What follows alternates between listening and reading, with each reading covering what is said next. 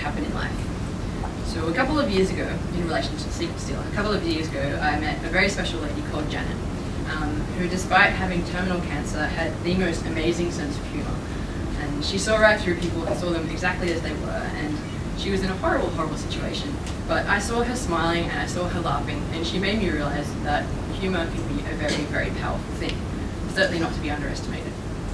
And so without me even realising it, my motives for writing had changed. Instead of me writing for purely selfish reasons, I realised I just really want to make people smile, maybe even laugh out loud occasionally. This is why most of the time I'm quite happy to make a fool of myself, or on occasion look odd.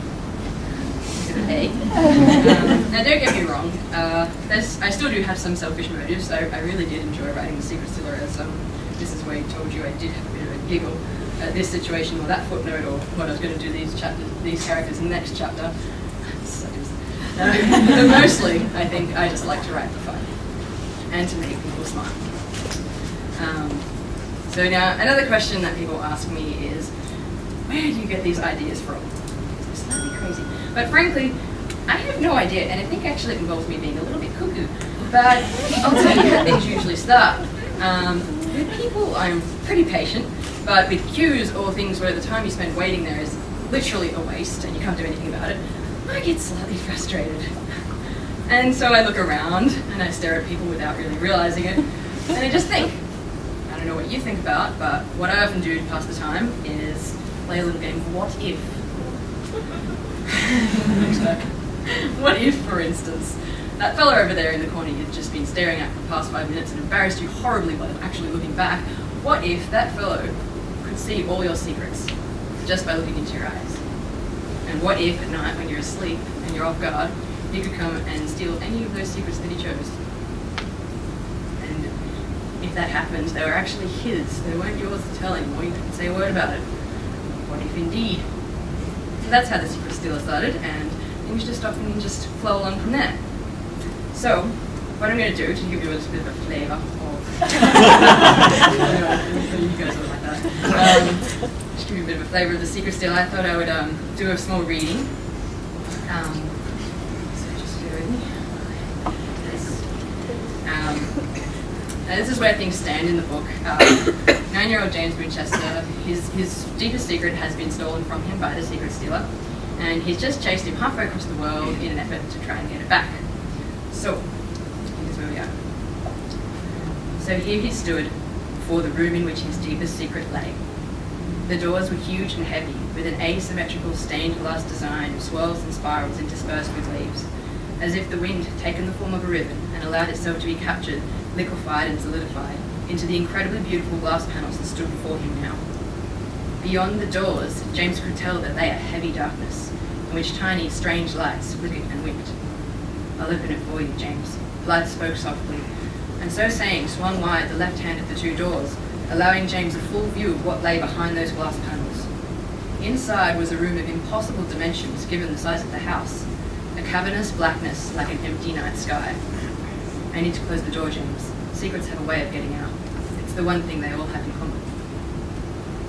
She motioned for him to enter, and hardly knowing that he was actually moving or how he was going to find his secret, James Winchester IV found himself alone in the dark, with heavy doors clicking closed behind him, unpleasantly calling to his mind the image of a jail cell, swinging shut. For a few moments he was surrounded by a palpable, thick darkness, and he felt a panic rising within him. But then the lights, which he had seen flicker and wink beyond the closed doors, slowly began to reappear. The lights, he soon discovered, were secrets, taking the only form they could when displaced from their owners. They were furtive little things, darting here and there, little strings of words made from a ghostly, coruscating whiteness, all wrapped up into tiny balls that were forever changing shape as the words whizzed in and around themselves like haphazard electrons.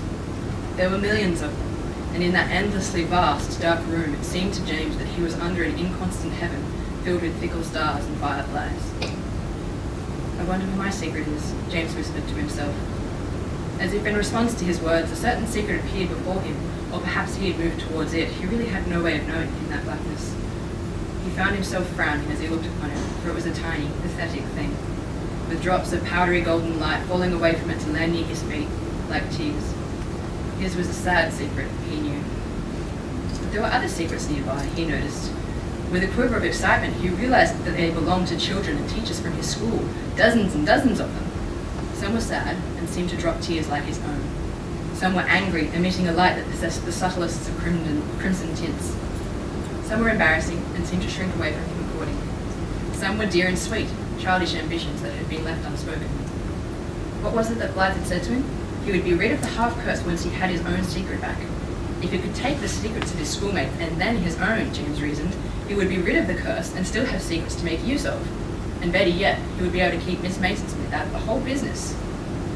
Heedless of his previous feelings of unease, James grasped as many secrets as he could, drawing them inward as Dominic had shown him. At last, he came to his own secret.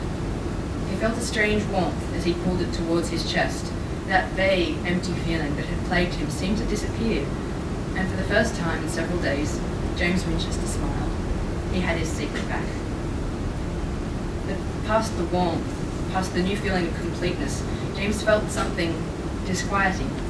It was like that time he'd eaten too many sweets at a lonely school Christmas party without his parents, and he'd known he was going to be sick. A strong heaviness settled over his soul.